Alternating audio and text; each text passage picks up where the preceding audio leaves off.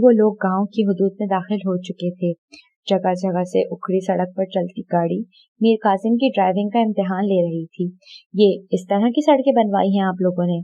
इसकी तरफ देखता वो दुखी अंदाज में बोला। बेचारा तंग आ चुका था। जीन जो बार बार खड्डों पर चलती गाड़ी की वजह से उठ गई थी, इसकी तरफ गुस्से से देखती हुई बोली, मैं मजदूर तो नहीं लगी यहाँ, जिसने बनवाई है इससे पूछें। सुर्ख आंखों से देखती वो सर सीट से टिका गई। आज वो बहुत बुरी तरह थक चुकी थी। टांग और कमर का दर्द इस कदर था कि सोते हुए भी बेचैन रही। अब सोने से पहले अपने घर का रास्ता बता दें ताकि आपको उतारकर मैं वापस जा सकूं। इनके पीछे पीछे ही कोई और गाड़ी भी गांव की हदूद में दाखिल हो गई थी। मीर कासिम ने एक दफा देखा, फिर जीन की तरफ मुतवज्जे हो गया, जो दोबारा आंखें मूंदने लगी थी। इसकी आवाज पर बेजारी से आंखें खोलती से रास्ता बताने लगी। घर के करीब गाड़ी रोकता वो उसकी तरफ मुतवज्जे हुआ, जो दरवाजा खोले उतरने की कोशिश कर रही थी। पीछे आने वाली गाड़ी थोड़ी दूर रुक चुकी थी। क्या हुआ, उतरा नहीं जा रहा? इसकी तरफ परेशानी से देखता हुआ वो बोला। जीन ने नफी में सर हिलाया। मीर कासिम के कोट को दोनों कोनों से पकड़े वो रो दी। दर्द की शिद्दत इसकी बर्दाश्त से बाहर हो रही थी। रुकें, मैं मदद करता हूँ। इसकी तरफ आते इसने अपना हाथ इसके आगे किया। जीन ने इसके बाजू को जोर से पकड़े घर की तरफ कदम बढ़ाने शुरू कर दिए थे। पीछे गाड़ी में बैठे तैमूर ने मुट्ठियां भींची। 15 दिनों बाद वो वापस घर आ रही थी, वो भी ऐसी हालत में। तैमूर लब भींचता गाड़ी को अंदर लाया। मेन हॉल का दरवाजा खोलते वो अंदर रुक गए। एक अजीब सी खामोशी थी हॉल में। थोड़ी ही देर में वो लंगड़ाती हुई लाउंज में पहुंची, जहां इसके दोनों भाई हमदान मूसा खान और शाइस्ता बेगम मौजूद थे। अहमद का देहान इनकी तरफ हुआ तो वो साकित रह गया। इसकी तकलीद में देखने वाली हर नजर साकित हो गई थी। अम्मा, वो बेचैन सी शाइस्ता बेगम की तरफ बढ़ी और इतने दिनों की बेकरारी बेसकूनी इस पल खत्म हो गई थी। पुरजोश सी अम्मा को मिलती अम्मा का खिंचा खिंचा अंदाज न देख पाई और न ही देहान लाउंज के इस हिस्से की तरफ गया जो कि खुसूसन पंचायत के लिए बनवाया गया था। वहां बैठे हर आदमी ने इसे सर से पांव तक देखा। किसी की नजर में तंज था, किसी की नजर में हकारत और कोई बड़ी नफरत भरी नजरों से देख रहा था। मीर कासिम की नजरों को महसूस करता हल्का सा गर्दन मोड़ कर देखा तो हैरान रह गया। पूरा गांव आया हुआ है इस्तकबाल में। कहाँ थे इतने दिनों से? वो जो अम्मा के गले लगी अपनी बेकरारी खत्म कर रही थी, तैमूर के एक झटके से इसका बाजू पकड़कर अपने सामने करने पर साकित रह गई। इसकी आंखों में देखा तो जबान जैसे तालू से चिपक गई। खून रंग आंखों से इसे देखते हुए इसने मजीद झटका दिया। अब के वो पीछे खड़ी अम्मा को लगी। तैमूर, मेरा एक्सीडेंट। इसके बोलने से पहले ही तैमूर ने रख के थप्पड़ इसके गालों पर दे मारा। मीर कासिम ने जबड़े भींच लिए। जीन की सांसें तक साकिन हो गई थी। बेयकीनी से पीछे मुड़कर देखा। अम्मा, अब्बा, अहमद, सनीहा और बाकी गांव के चौधरी मर्द जो पंचायत में बैठे थे सब वहां मौजूद थे। बताओ कहाँ थी? हॉस्पिटल से छुट्टी तो परसों की मिल चुकी थी ना, फिर 2 दिन कहाँ थी? जहर खुन लहजे में बोलता वो जीन को जैसे होश दिला गया। आंसू जब्त करती वो मजबूत लहजे में बोली, मिस्टर तैमूर खान, मैं पिछले 15 दिन से गायब थी, इसका हिसाब नहीं लेना? इसकी आंखों में देखती वो मजीद इसे तैश दिला गई। लेकिन इससे पहले पंचायत में बैठा कोई मर्द बोल उठा, कुछ शर्म लिहाज है कि नहीं तुम में? कैसी बेटी हो तुम जैसी बेटियों को तो जिंदा दरगोर कर देना चाहिए। इसे बगैर दुपट्टे अपने गैर महरम के कोट में देखकर इस आदमी ने हकारत से कहा। जीन हैरत से इस शख्स की तरफ मुड़ी जो मजीद कह रहा था, अपनी बेटी का कोई फैसला करो मूसा खान, ऐसे हालत में पलटने वाली लड़कियां काबिल एतमाद नहीं रहती। नफरत से इसे देखते वो दूसरे मर्दों की तरफ मुतवज्जा हो गया। मीर कासिम साकित रह गया था। कुछ देर पहले कहे जीन के वो तकलीफ दे अल्फाज इसने सच कहा था। घर से गायब रहकर वापस आने वाली लड़कियां इस काबिल नहीं रहती कि किसी इज्जतदार घराने में रह सकें। उफ, ये इज्जत का घमंड करने वाले। शाइस्ता, जीन को अंदर ले जाओ, शाइस्ता बेगम से कहते वो मीर कासिम की तरफ मुतवज्जे हुए। आप मेरे साथ आए। कमर के पीछे हाथ बांधते वो इसे लिए बैठक में चले गए थे। मीर कासिम का चेहरा जिस पर संजीदगी फैलाए इनके पीछे गया। कुछ गलत होने के आसार थे, वो जान चुका था। बैठक काफी बड़ी थी। जगह जगह सोफे और दीवान रखे हुए थे। एक तरफ सिंगल सोफे पर मीर कासिम को बिठाए वो लोग आपस में कोई बातचीत कर रहे थे। मीर कासिम इन्हें इग्नोर करता अपने फोन पर आए मैसेजेस चेक करने लगा। वहां बैठे मर्दों का ध्यान इसकी तरफ हुआ तो सभी हैरान रह गए। इसका अंदाज बड़ा लापरवाह सा था। اوپر سے ملازم کے ہاتھ سے اس کا پانی پکڑنے کا انداز، فون پر جھکے جھکے اس نے پانی کا گلاس پکڑا۔ اس کا انداز سادہ سا تھا لیکن اس کی شخصیت کو مزید روبدار کر گیا۔ برخوردار، یہاں ولیمے کی دعوت کھانے نہیں آئے ہو تم؟ وجہ بتاؤ، کیوں اتنے دن غائب رکھا اس لڑکی کو؟ وہی بوڑھا جو باہر زہر اگل رہا تھا یہاں اپنی زبان کے خالص جوہر دکھانے لگا۔ میر قاسم نے بے اختیار لاہور پڑا، پھر موبائل رکھتے ہوئے ان کی طرف دیکھا۔ اس کا انداز دیکھ کر اس شخص نے خون کے گھونٹ بھرے۔ میرا خیال ہے اب تک آپ لوگوں نے جو بھی کہا وہ کہیں سے بھی ادب کے زمرے میں نہیں آتا۔ چونکہ آپ لوگ مجھ سے عمر میں کافی بڑے ہیں اس لیے آپ لوگوں کی عزت میں بے عزت نہیں کروں گا، لیکن انگلی سے اسی شخص کی طرف اشارہ کرتے ہوئے بولا، مزید اگر کسی نے اس طرح کی گھٹیا بات کی تو اپنے انجام کا خود ذمہ دار ہوگا۔ کچھ دیر پہلے خاموش اور شائستہ طبیعت کا دکھنے والا اب برف سے بھی سرد لہجہ رکھتے ہوئے بول رہا تھا۔ وہاں بیٹھے ہر شخص کے ماتھے پر بڑ ڈال گیا تھا۔ بکواس بند کرو لڑکے، موسیٰ خان کی وجہ سے خاموش ہیں، ورنہ تم جیسے عزت کے لٹیروں کا برا حال کرتے ہیں ہم جیسے لوگ۔ وہاں بیٹھا کوئی اور ادھیڑ عمر بڑے کروفٹ سے بولا، موسیٰ خان میرا وارث نہیں ہے، آپ کو جو کہنا ہے وہ کہہ دیں، ڈرے مت کسی سے۔ اب کہ وہ سیدھا ہوا، حد سے ہی بڑھتے جا رہے تھے وہ لوگ۔ ہمدان موسیٰ خان خاموشی سے بیٹھا تماشائی بنے ہوئے تھا۔ موسیٰ خان، بیٹیاں گھر میں رہیں تو ہی بھروسے کے لائق رہتی ہیں، باہر کی ہوا انہیں باغی کر دیتی ہے۔ اس گاؤں کی دوسری بیٹیوں کو ہم باغی نہیں کر سکتے، اس لیے یہ جس کے ساتھ آئی ہے اس کے ساتھ اسے بھیجو واپس، تاکہ گاؤں کے لوگ عبرت پکڑیں۔ یوں اپنی بیٹی کے گناہ پر خاموش نہ رہو۔ وہاں بیٹھا ہر کوئی اپنی اپنی رائے دے رہا تھا۔ میر قاسم کا جیسے ضبط ختم ہو چکا تھا۔ چودھری دلاور، لگتا ہے تم محض دوسروں کو بے عزت کرنے میں ہی پرسکون ہوتے ہو۔ عزت کی بات تم نہ ہی کرو تو بہتر ہے، کیونکہ بھری محفل میں کسی کی بیٹی کا حوالہ دینے والا بھی قابل احترام نہیں سمجھا جاتا۔ کوئی ادھیڑ عمر شخص بولا، جب بیٹیاں ایسی عزت اچھالیں تو بھری محفلوں میں بھی بات کرنی پڑتی ہے سرور صاحب۔ لفظوں کو چباتا ہوا وہ اس بزرگ کی طرف دیکھتا ہوا بولا، جو مشکوک ہے اس سے سوال کرو، اب بچیوں کو پنچایت میں مت گھسیٹو۔ چودھری سرور اب کے کافی سخت لہجے میں بولا۔ میر قاسم خاموش سا بیٹھا ان لوگوں کو سن رہا تھا، جبکہ ہمدان موسیٰ خان فیصلہ کن انداز میں اٹھتے ہوئے بولے، آپ سب لوگ کچھ دیر باہر بیٹھے، مجھے اس لڑکے سے کچھ باتیں کرنی ہیں۔ میر قاسم کو دیکھتے ہوئے وہ بولے، میر کا دل کیا کہ سر ہی پیٹ لے، جان ہی نہ چھوٹ رہی تھی، اور پھر کچھ کہنے لگا کہ چودھری سرور کی سخت نظروں پر اکتاتے ہوئے اٹھ کر باہر چلا گیا۔ جب سارے مرد باہر چلے گئے تو ہمدان موسیٰ خان اس کی طرف متوجہ ہوئے جو اب واقعی پریشان ہو چکا تھا۔ دیکھو لڑکے، میں نہیں جانتا تم کون ہو، لیکن آج تمہاری وجہ سے میری بیٹی مشکوک ٹھہرائی گئی ہے۔ میر نے بھویں اچکائے، واقعی گاؤں کے چودھریوں کا فیصلہ ہے کہ تم میری بیٹی سے نکاح کرو۔ میر قاسم کا منہ مارے حیرت کے کھل گیا۔ ایکسکیوز می، آپ ہوش میں تو ہیں؟ صورتحال اس کی سمجھ سے باہر ہو رہی تھی۔ موسیٰ خان نے غصے سے اسے دیکھا، تو کیا کرنا چاہتے ہو؟ ان کی آنکھیں سرخ ہو چکی تھیں۔ کم از کم یہ نہیں، آپ کو اپنی بیٹی پر یقین نہیں ہے؟ وہ حیرانی سے بولا، کیسا باپ تھا؟ مجھے میری بیٹی پر پورا یقین ہے، لیکن یہ گاؤں ہے لڑکے، ایک چھوٹی سی غلطی میری بیٹی کو جہنم واصل کر دے گی، اور میرا خیال ہے اس کا چھوٹا سا ٹریلر تم باہر اس کے بھائی کی نظر میں دیکھ چکے ہو۔ میر قاسم کا دماغ گھوم گیا۔ وہ بلا واسطہ یا بل واسطہ ہو کر اسے منانے کی کوشش کر رہے تھے۔ دیکھیں، میرے گھر میں ابھی میری بہن ہے جس کی شادی میں نے ابھی کرنی ہے۔ میرے والد کی ڈیتھ ہو چکی ہے، اور رہی بات میری شادی کی تو میں اپنی ماں کا اکلوتا بیٹا ہوں، اور جن ماؤں کے اکلوتے بیٹے ہوتے ہیں وہ مائیں اپنی مرضی سے ان کے رشتے کیا کرتی ہیں، اور ویسے بھی میں ابھی نکاح جیسے رشتے کا وزن نہیں اٹھا سکتا، وجہ ابھی میرے سر پر بہت بڑی بڑی ذمہ داریاں ہیں۔ جب آپ کو معلوم ہے کہ آپ کی بیٹی بے قصور ہے تو کیوں اسے کسی ایسے کے سر منڈ رہے ہیں؟ زبردستی کے کیے گئے رشتے پائیدار تو نہیں ہوتے۔ اس نے ٹھہرتے ہوئے لہجے میں بات سمجھانی چاہیے، لیکن موسیٰ خان کی اگلی بات اسے ساکت کر گئی۔ تم بعد میں اسے چھوڑ دینا، میں اسے باہر بھجوا دوں گا، لیکن ابھی کے لیے اس سے نکاح کر لو۔ اگر ایسے ہوا کہ تم نے نکاح نہ کیا تو میں سرپنچ ہونے کے باوجود بھی کچھ نہیں کر پاؤں گا۔ میر قاسم ضبط کرتے کرتے سرخ ہو گیا۔ کیوں نہیں کر سکتے؟ جب بیٹی آپ کی ہے اور آپ اس پر یقین بھی کرتے ہیں تو دوسروں کے فیصلوں پر اختیار کیوں نہیں ہے آپ کو؟ کیوں لوگوں کے آگے ہتھیار ڈالنے کو تیار ہیں؟ اس کا بس چلتا تو سامنے کھڑے شخص کا برا حال کر دیتا۔ اس گاؤں کا سرپنچ ہوں میں، اور میں نے ہی گھر سے بھاگی ہوئی لڑکیوں کے لیے بہت برا اصول نافذ کیا ہے۔ کیسا اصول؟ اس نے الجھن سے دیکھا۔ किसी ऐसे शख्स से इस बच्ची की शादी करना जो शर्मिंदगी से सर झुका दिया, जो इस पर जिस्मानी और ज़हनी तशद्दुद करे। मीर कासिम ने जबड़े भींच लिए।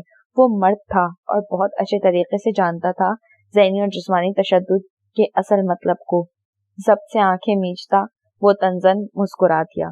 खान साहब, आपको एक किस्सा सुनाता हूँ। एक बादशाह था जिसने हर एक के लिए सख्त उसूल बनाए थे। इस पर पेशन गोई थी कि वो अपने बाप का कत्ल करेगा और अपनी माँ से शादी करेगा। वक्त और हालात इस तरह के हुए कि इसने बीच रास्ते में एक बादशाह को कत्ल कर दिया और इसी के शहर में जाकर वहां की मलिका से शादी कर ली। अब हुआ ये कि जिसे इसने कत्ल किया था वो इसका बाप था और जिस मलका से इसने शादी की वो इसकी माँ थी। इसी माँ से इसके बच्चे भी हुए। फिर वो गुजरने के साथ साथ एक अजाब इस शहर पर आया और वहां लोग अगर कोई इस तरह का अजाब आता तो अपने पैगंबरों के पास जाते पेशगोई करवाने। मूसा खान शर्मिंदगी से जैसे जमीन में धंसने जा रहा था। वहां पता है क्या पेशन गोई हुई? आगे होकर बैठते हुए इसने कहा। मूसा ने सवालिया नजरों से इसे देखा। पेशन गोई ये थी कि इस बस्ती में एक पलीद इंसान रहता है, इसे निकालो तो वो अजाब भी खत्म हो जाएगा। इस बादशाह ने बहुत बड़ी बड़ी बातें की। इसने कहा इस पलीद इंसान को, वो चाहे जो कोई भी हो, हत्ता कि वो खुद क्यों ना हो, इसे यहाँ से मार दिया जाएगा या फिर जलावतन कर दिया जाएगा।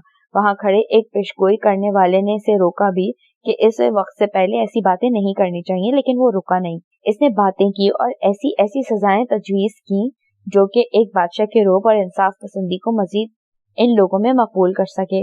इसके मुताबिक चाहे वो खुद क्यों ना गुनाहगार निकले, इसे भी सजा दी जाएगी। और वक्त आने पर जब इसे पता चला वो गुनाहगार और पलीद शख्स वो खुद है, तो इसने अपनी माँ यानी अपनी बीवी के जवाहरात से अपनी आंखें फोड़ ली और जो माँ यानी इसकी बीवी थी इसने खुदकुशी कर ली। वो उठकर इनके सामने आया। इस सारी बात के बताने का मकसद अपनी डिग्री को शो ऑफ करना नहीं था। इसका मतलब ये है मूसा खान कि वक्त से पहले ऐसे उसूल नाफिज नहीं करते जो बाद में दूसरों के नहीं सीने पर बाजू बांधते वो झुका, बल्कि अपने लिए तौक बन जाए। और रही बात मिस अंबरजीन से निकाह की, तो आप अपने मौलवी को बुलाएं। मीर कासिम शाह अपनी बात से फिरने वाला बंदा नहीं। इनकी आंखों में देखते हुए फैसला कुन अंदाज में बोला। वो जानता था सजा किस तरह की दी जाएगी। वो दोबारा किसी बिया को बागी होने नहीं दे सकता था। अगर जीन से निकाह इसकी इज्जत नफ्स की हिफाजत का एक जरिया था तो वो तैयार था, लेकिन कम अज कम यूं किसी बेटी बहन या बिनते हवा को बागी नहीं करवा सकता था। घुटनों के गिर्द बाजू लपेटे वो बेड पर बैठी बार बार तैमूर के वो अजियत दे अल्फाज याद कर रही थी जो कुछ देर पहले वो बोल चुका था। इसका सगा भाई, हर वक्त लाड प्यार करने वाला, इस तरह के अल्फाज अपने मुंह से निकालेगा कि वो खुद अपनी नजरों में ही गिर जाएगी। कैसी असियत थी। सर बोझल होने लगा तो उठकर वॉशरूम में गई ताकि फ्रेश हो सके। जब खुद को आईने में देखा तो साकित रह गई। आज वो 18-19 दिनों बाद खुद को आईने में देख रही थी। इसके चेहरे का हाल पहले जैसा हरगिज न था। आंखों के नीचे नीचे वाला होंठ बहुत बुरी तरह सूजा हुआ था। ऊपर खून का जमा हुआ लोथड़ा मजीद इसे खौफनाक बना रहा था। करीब से आंखें मीची। ये लोग इसे भागी हुई समझ रहे थे और वो किस किस तरह के इम्तिहानों से होकर आई थी किसी ने जानने की कोशिश ही ना की। यहाँ तक कि अम्मा का भी दिल ना लर्जा इसकी हालत देखकर। जहन से मनफी सोचों को झटकती उसने मुंह धोया। फिर एक तरफ पड़े टिश्यू बॉक्स से 3-4 टिश्यू निकालकर इस खून के लोथड़े को साफ करने की कोशिश करने लगी। थोड़ी देर बाद जब वापस कमरे में आई तो ठिठक गई। सामने अम्मा, अहमद और कारी साहब बैठे थे। अम्मा के हाथ में सुर्ख दुपट्टा था जो कि इनाया इसकी नई भाभी का था। इसे मजीद साकित कर गया। ये क्या है अम्मा? इनकी तरफ आते वो बोली। मौलवी साहब निकाह शुरू करें। अम्मा के बजाय अहमद बोला। जीन ने साकित नजरों से भाई को देखा जो इसके देखते सर को अस्बात में हिलाते इस पर दुपट्टा डाल रहे थे।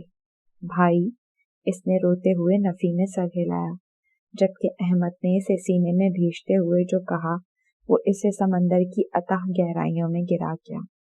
जीन गांव के उसूल तुम जानती हो, मैं गवारा नहीं कर सकता मेरी बहन किसी ऐसे शख्स की बीवी बने जो इसे तशद्दुद का निशाना बनाए।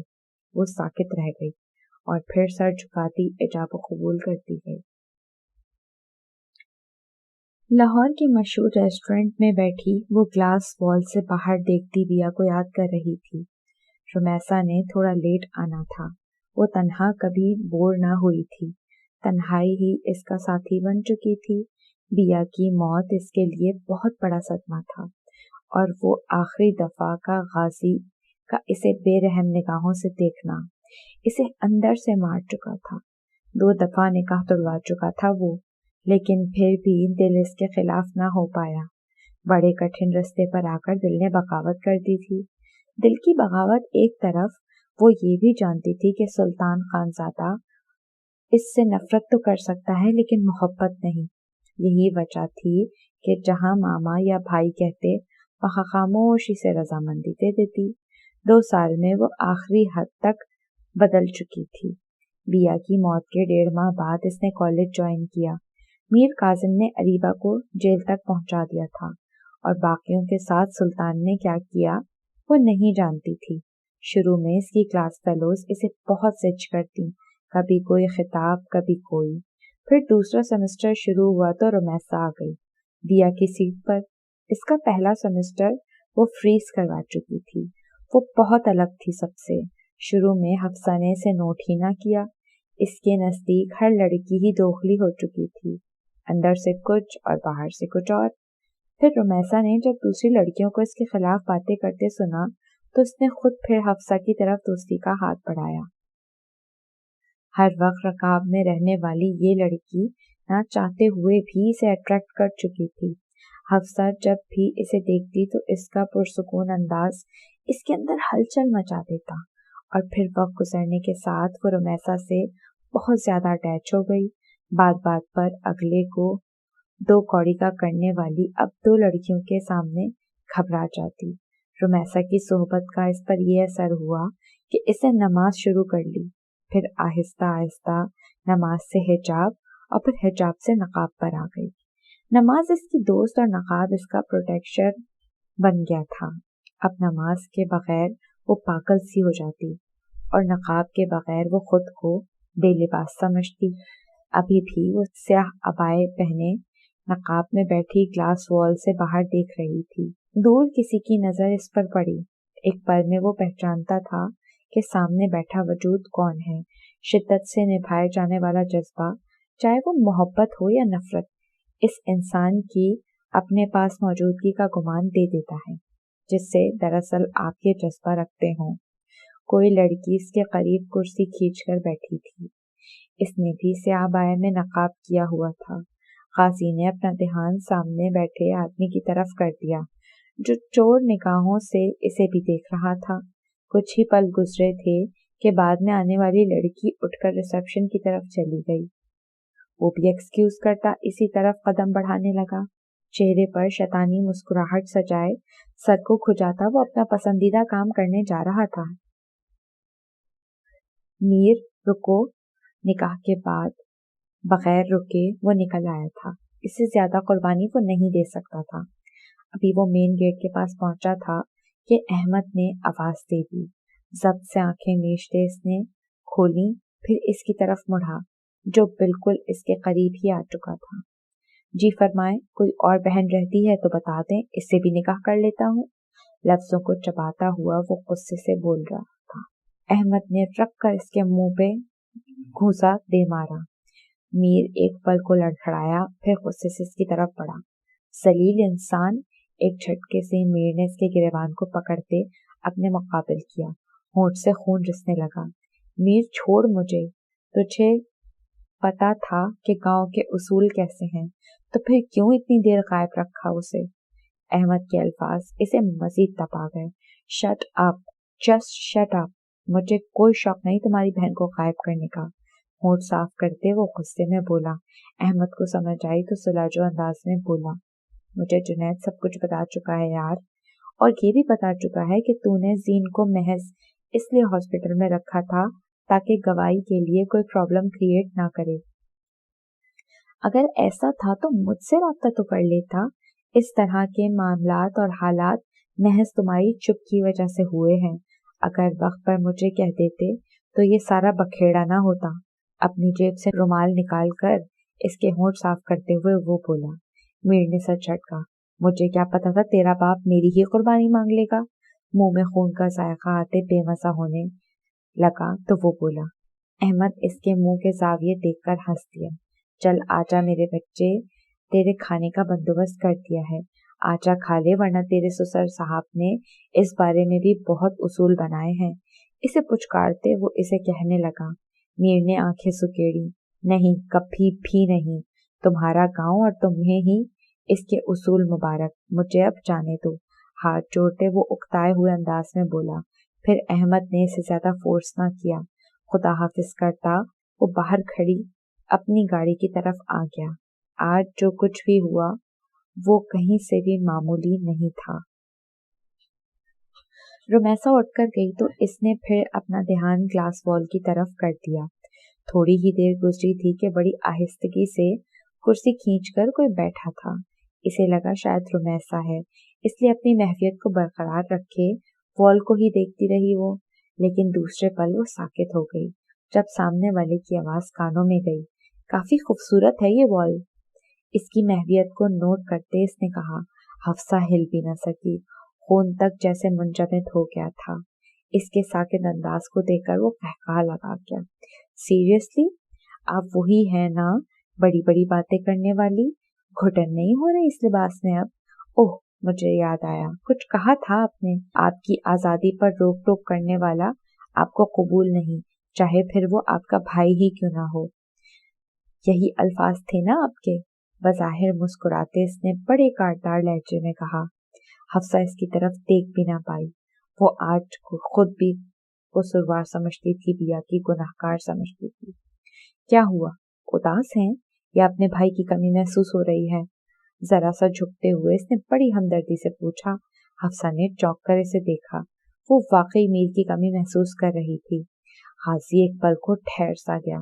گناہگاروں کی آنکھیں ایسی تو نہیں ہوتی، قاتل اس طرح نہیں دیکھتے. اس کا اللہ اسے پاک کر چکا تھا. چاہے وہ جتنا مرضی یہ کہتی کہ وہ گناہگار ہے، لیکن ایسا نہ تھا. وہ پاک ہو چکی تھی. اس کی گواہی اس کا قاضی کو دیکھنے کا انداز کر چکا تھا. ایک خالص مسلم عورت جب کسی غیر محرم کو دیکھے تو اس کی آنکھوں کی سختی، چہرے کا تناؤ سامنے والے کو کسی بھی قسم کی حوصلہ افزائی نہیں کرنے دیتا. اور آج 2 سالوں میں پہلی دفعہ وہ رکا تھا. حفصہ سے بات کرتے اس کے دل نے خاموشی اختیار کی تھی. الفاظ جیسے ختم ہو گئے تھے. آج معاشرے میں 25-26 سالہ لڑکی کو بوڑھی ہونے کا خطاب دے دیا جاتا ہے، اور اس کا تو وہ 2 دفعہ نکاح توڑوا چکا ہے. اس کا دل کیا سب کچھ تہس نہس کر دے. بے بسی سے وہاں اٹھا وہ باہر آ گیا. کلائنٹ کے پاس حاکم شاہ بیٹھا تھا. حفصہ نے خاموشی سے آنکھیں میچی کہ آنسوؤں کو ضبط کرنا تھا. وہ پیچھے مڑ کر دیکھنا نہیں چاہتی تھی.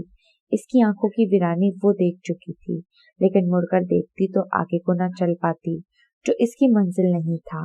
اسی طرح بار بار دل کو ہمواکنا اسے اذیت دے رہا تھا، لیکن واپس مڑنے کے بجائے جو اذیت سہنا تھی وہ ٹھیک تھا.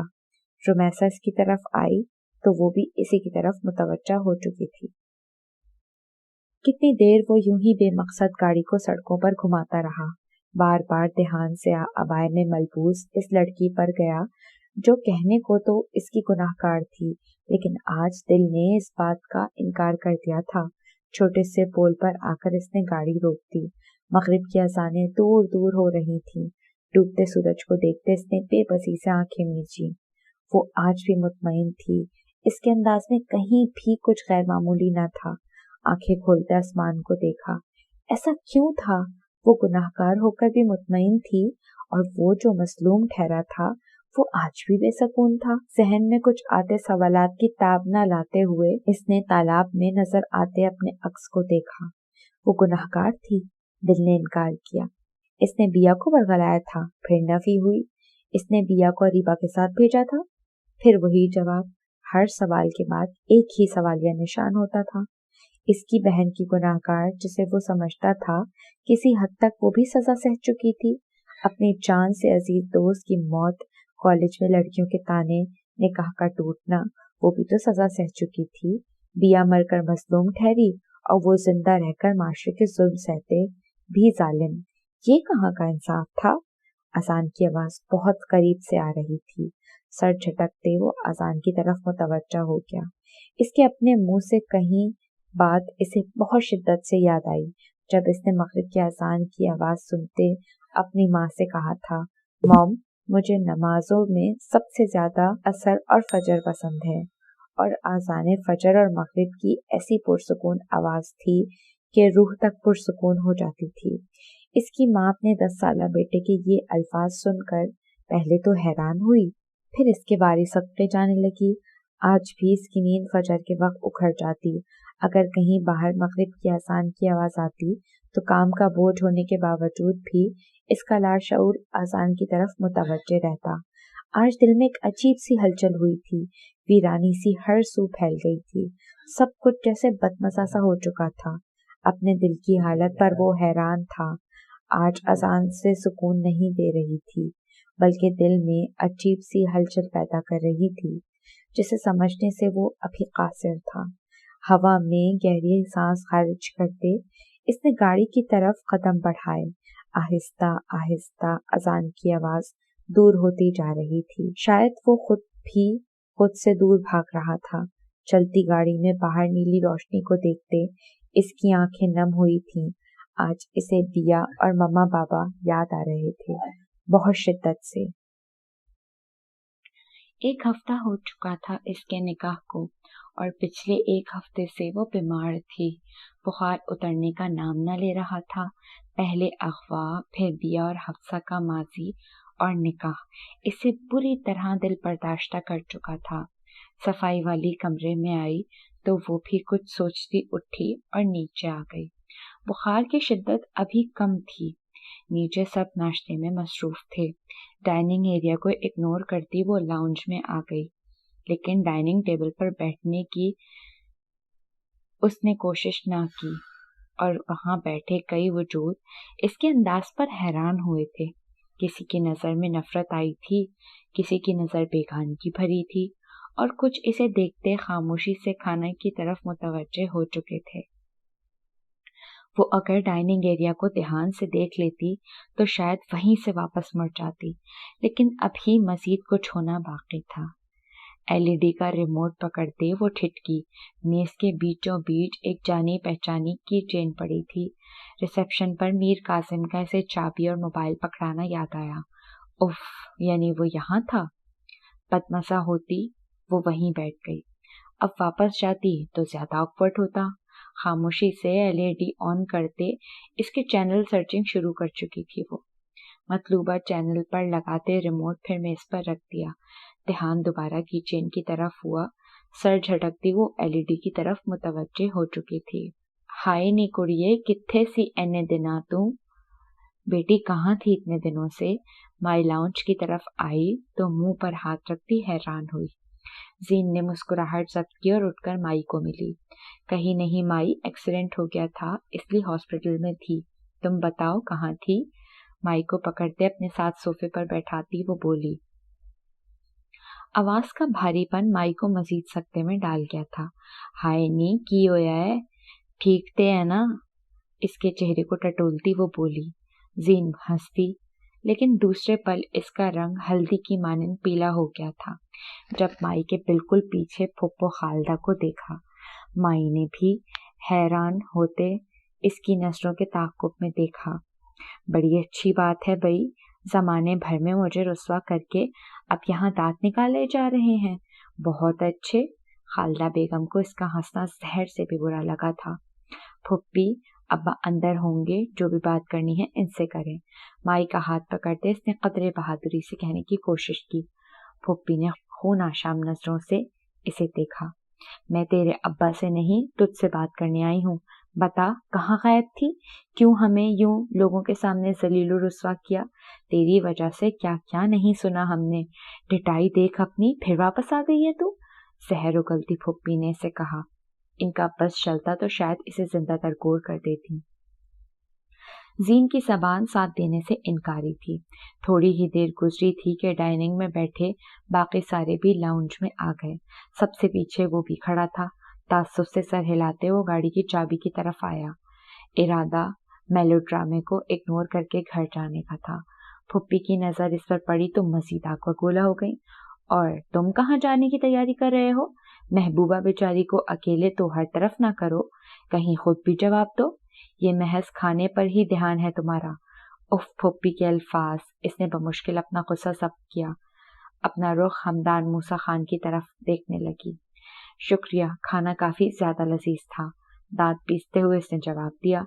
सीढ़ियों से उतरते अहमद ने फुप्पी के आखिरी अल्फाज सुन लिए थे। मीर के जवाब पर मुस्कुराहट जब्त की। अरे कहाँ, इधर आओ जरा। फुप्पी ने इसे जाते देखा तो रास्ते में ही टोक दिया। मीर ने खामोशी से इन्हें देखा। जी कहें। जेबों में हाथ डालते वो फुप्पी के मुकाबिल आया। यूं के जीन छुप गई। फुप्पी इसका अंदाज देखकर हैरान रह गई। मेरे भाई की तो शायद अब गैरत खत्म हो चुकी है, जो यूं तुम दोनों को खुली छुट्टी दे दी है। तुम बताओ, कहाँ लेकर गायब हुए थे इस बेहया को? मीर काजिम की आंखों में देखती हुई वो बोली। वो कुछ पल तो खामोश रहा, फिर चेहरे पर दिलफरेब मुस्कुराहट सजाए बोला। मरी, नारान, कागान, सवात, इसी तरह के इलाकों में सैर सपाटों को गए थे हम लोग। पीछे मुड़कर जीन को देखा। काफी मजा आया था हमें। वो तंग आ चुका था इस सवाल से। जीन को बेइख्तियार अपनी यादगार ट्रिप याद आई, जिसमें वो कई हकीकतों से आश्कार हुई थी। फूफी को पतंगे ही लग गए। देखा देखा, मैंने कहा था ना, इसका जरूर कहीं चक्कर है। लो कर लो बात। लड़की पूरा मुल्क घूम आई है सैर सपाटों में, और हम बेचारे यहाँ सिसक रहे थे कि पता नहीं क्या हुआ होगा हमारी बेटी के साथ। एक पल में पैतरा बदलती वो जीन की हमदर्द बनी। मूसा खान का दिल किया अपना सर पीट ले। बहन और जमाई दोनों ही बहुत आला थे। फुप्पी ने हमदान खान को चुप देखा तो इनकी तरफ आती बोली, खान तुम क्यों चुप हो? इसे कुछ कहते क्यों नहीं हो ऐसी बेटियों को? इससे पहले कि वो कुछ और कहती, जीन मीर को एक तरफ करती इनकी तरफ आई और फिर हर लिहाज बालाए ताक रखते हुए बोलना शुरू हुई। ऐसी बेटियों मतलब किस तरह की बेटियां? हाँ, बेटियों को समझ क्या रखा है आपने? क्यों इस तरह जलील कर रहे हैं मुझे? मेरा इसमें क्या कसूर था? एक्सीडेंट हुआ, 15 दिन हॉस्पिटल में रही। मेरा दिल नहीं था क्या कि मेरे माँ बाप मेरे पास होते? पूरे मुल्क में मेरे बाप का एक नाम है, और जब बेटी को जरूरत पड़ी तो कहाँ गया वो नाम? मैंने गिला किया? बताएं, अब चुप क्यों हैं?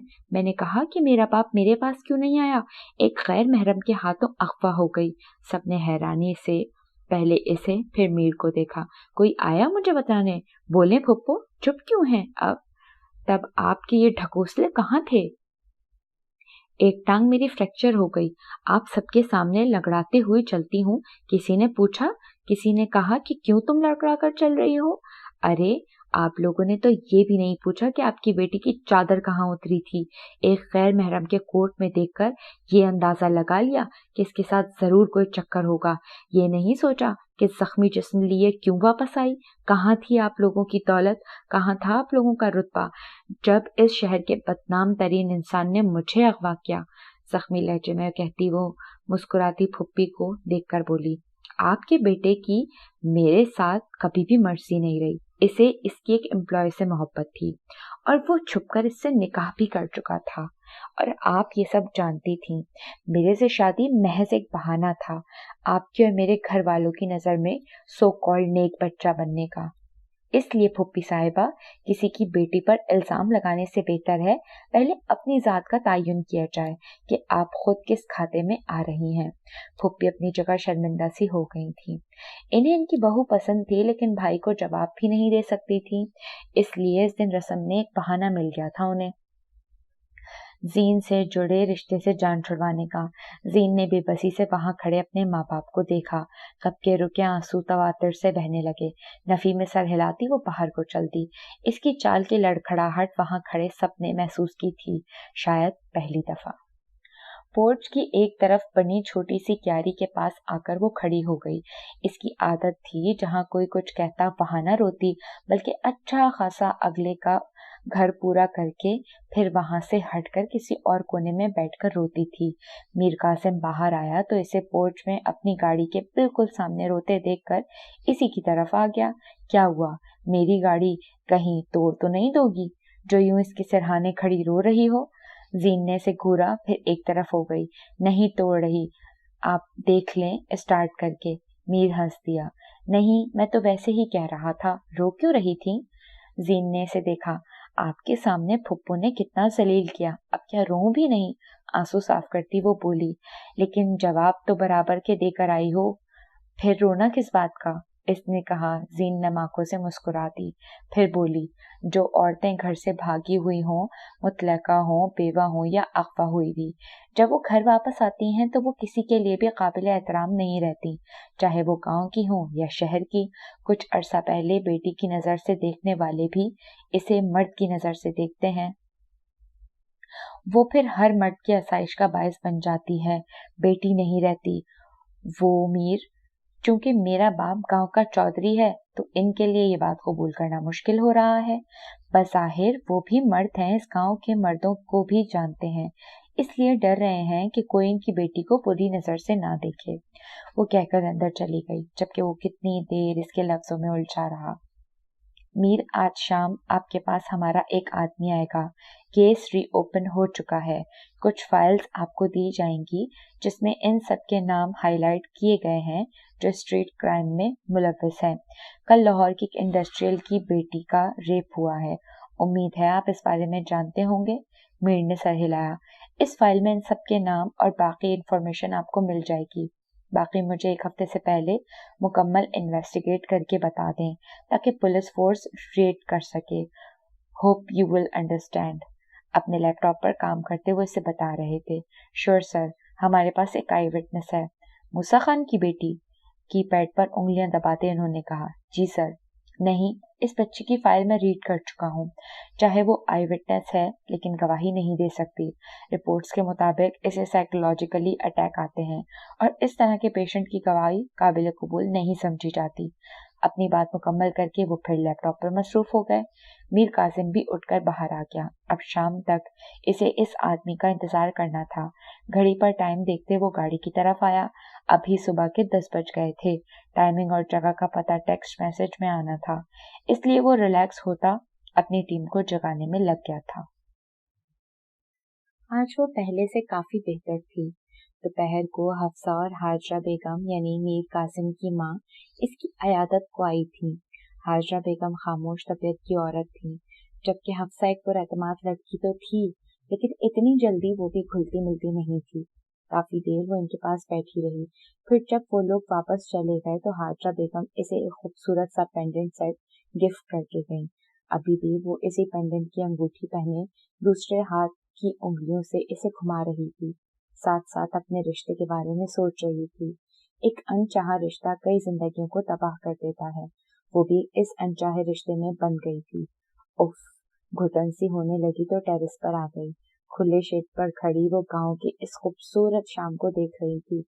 इसकी जिंदगी बहुत खूबसूरत थी, लेकिन इसमें होने वाले हादसे इसे बहुत बदल चुके थे। छोटे छोटे कुर्ते पहनने वाली शॉर्ट कैपरी और चादर के नाम पर शेफून का दुपट्टा लेने वाली महज अपनी इज्जत को खोते देख अब अम्मा के कुर्ता शलवार पहनकर बड़ी सी चादर ओढ़ने लगी थी।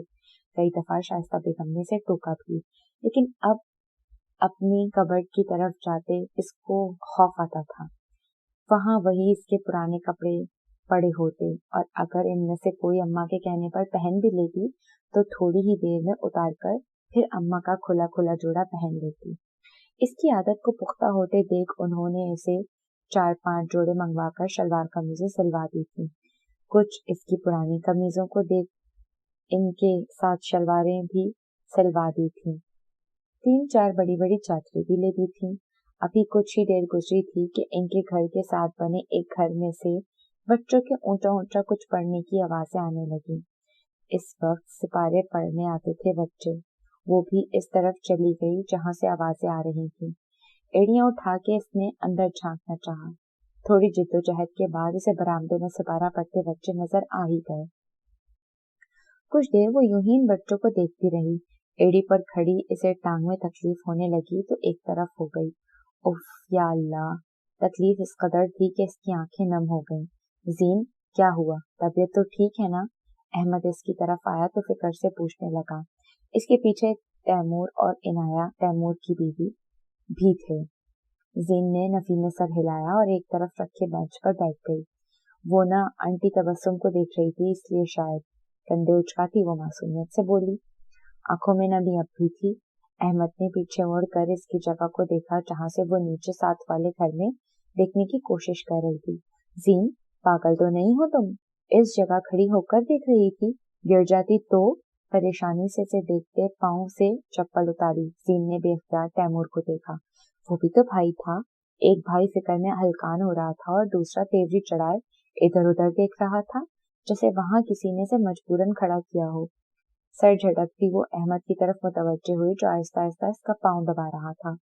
जीन, वैसे इतना भी क्या रोना, कम अज कम इंसान को इतना तो मजबूत होना चाहिए कि इस तरह की चोटों को बर्दाश्त कर सके। कितने दिन हो गए हैं तुम्हें रोते हुए? ज्यादा रोना भी घर में नहुसत फैलाता है। इनाया की बात इसे साकित कर गई थी। अहमद की तेवरी चढ़ी तैमूर को भी इस तरह बोलना सही नहीं लगा, लेकिन वो खामोश रहा। जीन का सकता टूटा, फिर लफ्जों को चबाती हुई बोली, ये हमारे अपनी तरफ से लगाए गए मफरूजे हैं। इनाया कि औरतें कमजोर नहीं होती, वो कमजोर होती हैं क्योंकि अल्लाह ने इन्हें कमजोर बनाया है। औरत को कुदरती तौर पर नाजुक बनाया गया है। फिर मैं क्यों फिलॉसफरियां झाड़ूं? मैं आम हूँ, जरा जरा सी तकलीफ पर रो पड़ती हूँ, छोटी छोटी बातों को दिल पर ले लेती हूँ। मेरे अल्लाह ने मुझे ऐसा ही बनाया है, आम बनाया है। कोई दुनिया से अलग हौसला नहीं दिया गया मुझे, ना ही मर्दों का मुकाबला करने वाली लड़की हूँ मैं हूँ। उंगली सीने पर रखे वो बोली, अंबरजीन मूसा खान, मेरे पास कोई एक्स्ट्रा ऑर्डिनरी पावर नहीं, मैं आम हूँ। मुझे लोगों के रवैये, इनका बोलना तकलीफ देता है, लेकिन इस बात को याद रखना इनाया, वक्त आने पर औरतों के हौसले मजबूत चट्टानों को भी मात दे देते हैं। बस अल्लाह इन पर ऐसा वक्त न लाए कि वो किसी के हौसलों को ज़ेर करने की वजह बने। तुम मेरी भाभी हो, भाभी और नंद का रिश्ता बहुत अजीब होता है। एक जरा सा जुमला इस रिश्ते को खराब कर देता है, इसलिए कोई ऐसा जुमला मत कहो जो तुम्हारे और मेरे रिश्ते को खराब करे। अपनी टांग को दबाती वो अहमद की तरफ मुतवज्जे हुई। रहने दें भाई, मेरे शौहर ने मुझे मेडिसिन ले दी थी, वो खाऊंगी तो आराम आ जाएगा। इनाया को सुनाते इसने कहा था। वो आम थी और आम लड़कियों की तरह ही इसने जवाब दिया था, जताते हुए। इनाया जो कुछ देर पहले इसकी बात पर खून के घूंट पी रही थी, अब मुंह खोले इसकी बेबाकी देखती रह गई। अभी कुछ दिन पहले ही इसका निकाह हुआ था और अब इसका यूं मेरा शौहर कहना इन्हें हैरान कर गया। जीने से इग्नोर किए अहमद का सहारा लेती अंदर चली गई थी। लाहौर के किसी कदीम बाजार का पता इसे टेक्स्ट हुआ था। ये इसकी राय थी। तंग सी गलियों से होता इस दुकान को जीपीएस के जरिए ट्रेस करता चल रहा था। वहां के लोगों ने छोटी छोटी गलियों में भी अपनी दुकानें आधी से ज्यादा गलियों में ही फैलाई हुई थी। कहीं हलवे पूरी की खुशबू इसकी भूख चमका रही थी, वहीं मछली की बदबू इसे नाक पर मफलर रखने पर मजबूर कर रही थी। बिजली की तारें, जगह जगह लंबे खंबे, बड़ी बड़ी एक ही तर्ज की बनी पुरानी इमारतें, इसे लगा शायद वो तारीख के सफर पर निकल पड़ा हो। हर जगह रश लगा हुआ था। थोड़ी ही देर में मगरिब की अज़ानें शुरू हो चुकी थी। मतलूबा जगह पहुंचकर इसने गहरा सांस लिया। मफलर हटाता वो अंदर गया। बाहर की निस्बत अंदर सुकून और खामोशी थी। दरवाजे के करीब रखी एक मेज पर वो बैठ गया। बाहर वही अफरा तफरी थी। वो आरामदेह होता टेबल पर जाने लगा। थोड़ी ही देर में कोई बच्चा इसके पास आया। 7 या 8 साल का बच्चा होगा। मूंगफली और रेवड़ी बेच रहा था वो। लाला, मूंगफली लेगा? इसे देखते वो बोला। मिरने से देखते ध्यान से मूंगफली के साथ साथ छोटे पैकेटों में पड़ी रेवड़ी की तरफ इशारा किया। ठीक है, दे दो। जेब से पैसे निकालकर इसे देते हुए कहा। वो बच्चा से पैकेट देता साथ ही पड़ी कुर्सी पर बैठ गया। हाथ मलते वो भी बाहर देखने लगा। मीर ने मूंगफली का दाना मुंह में डालते सर थोड़ा ऊंचा किया तो वो साकित रह गया। नजर सीधी इस बच्चे की गर्दन पर गई जहां तशद्दुद के निशानात थे। वो सीधा हुआ। बात सुनो, नाम क्या है तुम्हारा? इसने इसे अपने अंदाज को सरसरी करते हुए पूछा। असफंद्यार। एक लफ्जी जवाब देकर वो फिर बाहर देखने लगा। क्या काम करते हो? टेबल पर कोहनियां रखते इसने पूछा। यही, मूंगफली बेचता हूँ, उलझन से इसे देखते हुए कह रहा था वो। फिर बाहर देखने लगा। किसका इंतजार कर रहे हो? वो बच्चा सीधा हुआ। अपने मालिक का। मीर को देखते इसने चेहरा दोनों हथेलियों में रखा। माँ बाप कहाँ हैं तुम्हारे? और अकेले क्यों निकले हो? अपने भाई बहन को साथ नहीं रखते? वो बहुत आहिस्तगी से इससे मुद्दे पर ला रहा था। इस बच्चे ने पीछे मुड़कर देखा। अभी शायद इसका मतलूबा बंदा नहीं आया था। राजदारी से आगे होते मुंह पर हाथ रखते हुए बोला, असल में लाला, मैं यहाँ का नहीं हूँ। मुझे एक बुरा आदमी यहाँ लेकर आया है। मीर ने हैरत से इसे देखा। इसका शक सही था। इसके देखने पर अस्फंद्यार ने सर हिलाया। हो कहाँ के तुम? ये तो पता नहीं लाला, लेकिन मेरे शहर में वो बड़ा सा करके सड़क पर इतना बड़ा चील का मूरत रखा है। मीर उलझ गया। चील की मूरत मतलब मुजस्मा सड़क पर उलझते हुए सर खुजाया। कहीं सियालकोट के तो नहीं? इसकी तरफ देखता हुआ वो बोला। अस्फंद्यार कुछ पल तो हिसाब किताब लगाता रहा, फिर सर को इस बात में हिला दिया। बाप कहाँ है तुम्हारा? इसकी तरफ देखता हुआ वो बोला। अस्फंद्यार खामोश सा हो गया। बाप तो मर गया था लाला, अम्मा थी, इसने झुग्गियों वालों को बेच दिया। कंधे उचकाते इसने बड़ी मासूमियत से जवाब दिया। और फिर यहाँ कौन लेकर आया तुम्हें? मीर ने इससे पूछा। अस्फंद ने नफी में सर हिलाया। नहीं लाला, वो नहीं लाया। मुझे यहाँ सियालकोट में इस बेकरी के पास इन दिनों मेरी ड्यूटी होती थी। एक दिन वो बुरा आदमी आया, मुझे 10 रुपए का लालच देकर अपने साथ ले आया। अब सुबह मुझसे काम करवाता है और रात को मेरे साथ। वो रुक गया। इसके कान पर हाथ रखता वो फिर बोला, वो अच्छा आदमी नहीं है लाला। अगर तू आर्मी वालों को जानता है तो इनसे बात करना, पुलिस वालों को मत बताना, नहीं तो वो मुझे मेरे मालिक की तरह मारेंगे। मीर का दिल किया सब कुछ तहस नहस कर दे, मुठ्ठियां भींचते से अपना गुस्सा जब्त करना था। सबसे पहले इस मलोन को अपना मालिक कहना बंद कर दो। रही बात पुलिस या आर्मी की तो तुम फिक्र मत करो, मैं खुद अब तुम्हारी हिफाजत करूंगा। यही मेरे साथ बैठो, कुछ देर तक हम चलते हैं यहाँ से। अगर तुम्हारा मालिक आया तो मुझे बस इशारा करना है। अस्फंद्यार अब चेयर को बिल्कुल इसके पास करता अपने थैले से मूंगफली निकालकर खाने लगा। मीर इसके अंदाज पर मुस्कुरा दिया। व्हाइट कलर के ट्रैक सूट में मलबूस कोई शख्स इसके बिल्कुल सामने आकर बैठा था। ठंडी हवा की वजह से चेहरे पर लिया गया मफलर एक तरफ किया तो सामने बैठा मीर काजिम साकित रह गया। आज शायद बार बार हैरान होने का दिन था। सामने वाले ने अपनी हुडी के अंदर रखी छोटी सी फाइल, जो कि बज़ाहिर एक डायरी लग रही थी, इसके सामने रखी। फिर इसके चेहरे की तरफ ध्यान किया। मीर के तासुरात देखता वो हंस दिया। क्या हुआ शाह साहब, आपका मोस्ट फेवरेट बंदा आया है, कोई चाय वाय नहीं पिलाओगे? इधर उधर देखते हुए वो बोला। फिर ध्यान जब मेज के बीचों बीच पड़े मूंगफली के थैले की तरफ हुआ तो इसकी तरफ हाथ बढ़ाया, लेकिन इससे पहले ही अस्फंद्यार थैला एक तरफ कर चुका था। ये मेरा है, मैं अपने लाले के अलावा किसी और को नहीं दूंगा। इसे आंखें दिखाता वो बोला। मीर भी जैसे होश में आया। सुल्तान खानजादा, मीर ने कहा। जी जाने सुल्तान, दिलफरेब अंदाज में कहा क्या। शट अप, यहाँ क्यों आए हो? सुल्तान हंस दिया, फिर आगे होकर बैठते हुए बात का आगाज किया। हाकिम शाह और हदाद शाह। चेहरे पर कुर्ब सा फैल गया।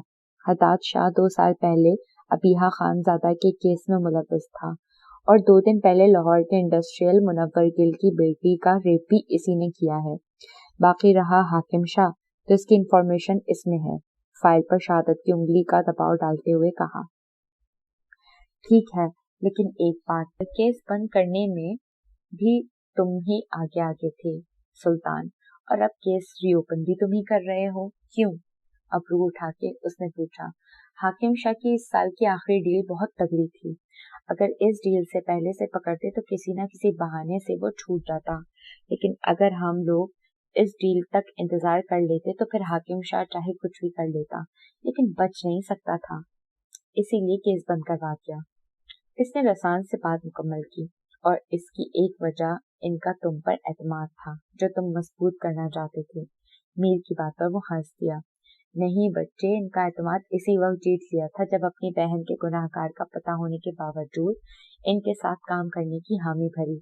अस्फंद्यार की तरफ सवालिया देखते हुए इसने कहा, ये भी विक्टिम है, सियालकोट से अगवा होकर यहाँ आया है। سلطان اس کی بات کاٹتے ہوئے بولا۔ اور قسمت سے تمہارے ہاتھ لگ گیا۔ میر قاسم نے اپنی حیرت چھپاتے اسبات میں سر ہلایا۔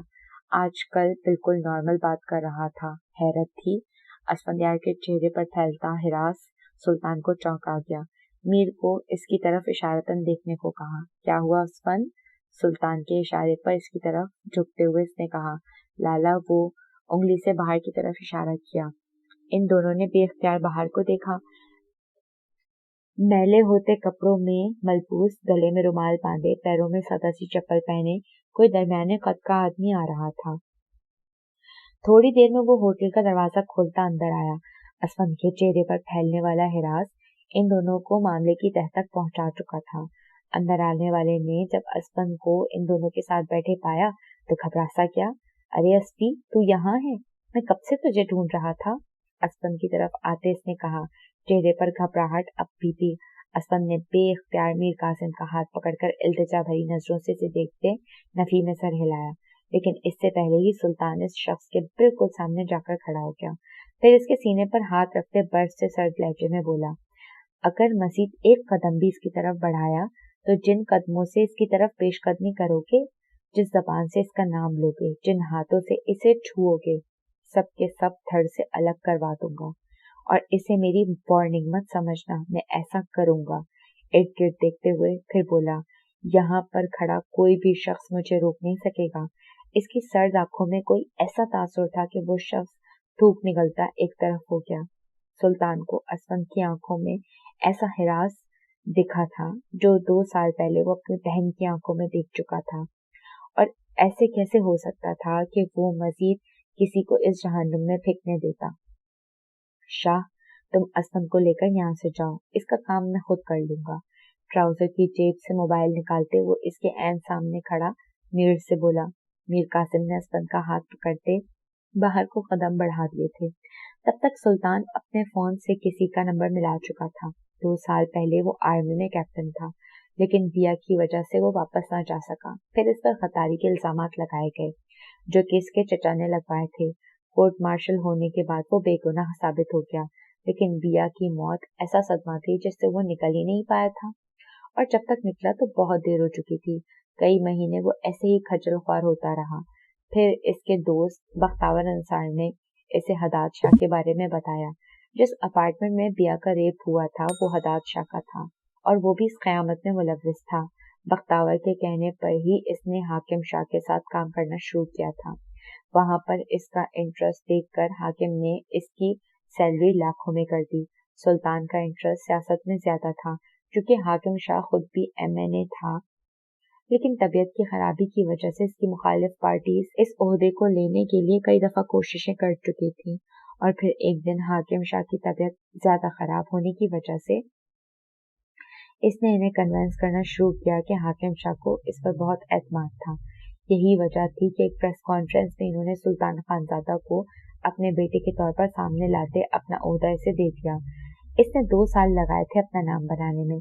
کہنے کو یہ ایک مختصر عرصہ تھا، لیکن حاکم شاہ کی طرف سے ملنے والے بلینک چیک وہ اپنی سیاست میں اڑا کر اب MNA بن چکا تھا۔ اس کی پیٹھ تھپکنے والے گورنمنٹ کے ادارے تھے کچھ، جو بظاہر تو اس کے دور دراز کے بھی جاننے والے نہ تھے، لیکن اصل میں وہ انہی کے لیے کام کر رہا تھا۔ ہمت کر کے وہ بول ہی پڑی۔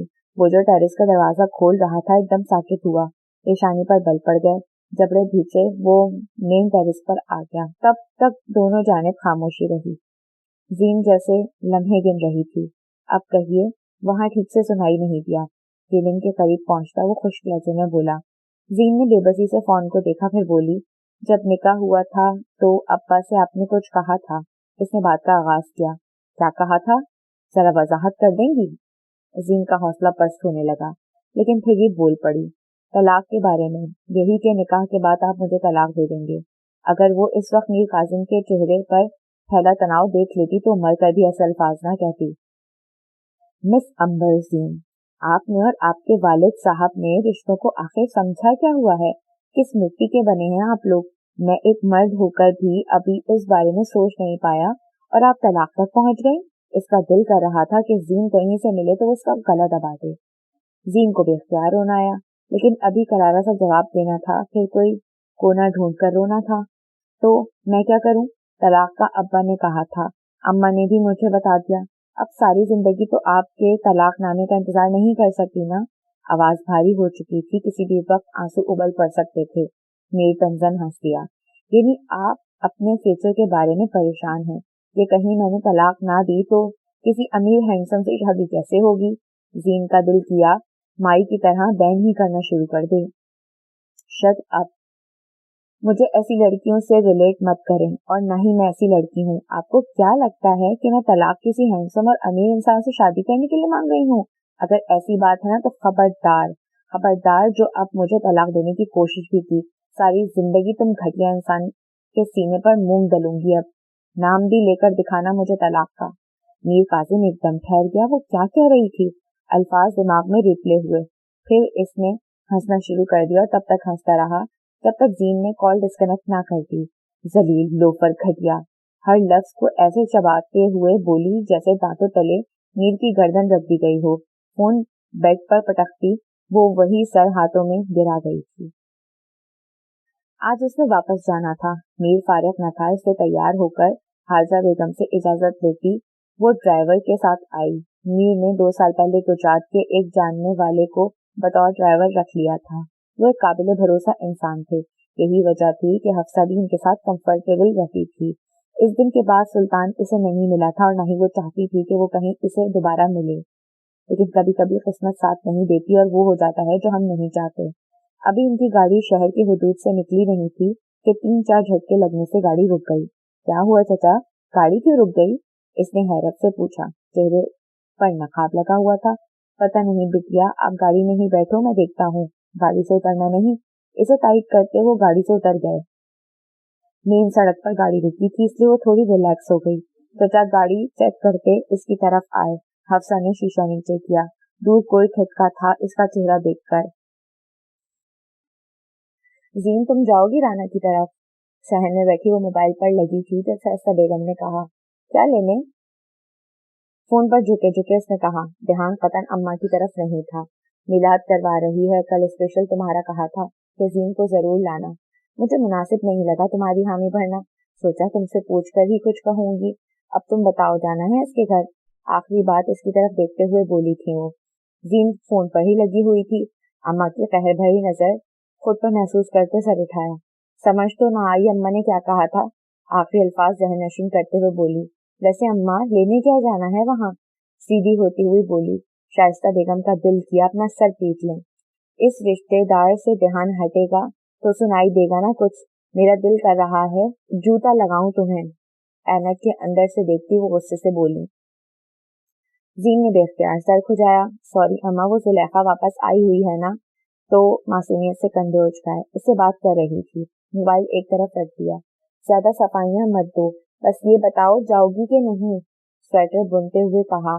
इसने मिस्कीन सी सूरत बनाई। अम्मा, क्या लेने जाना है? उफ, इसकी बात से अम्मा को फिर ऐसा जला लाया कि जूती उठाते डायरेक्ट इसे मार दी।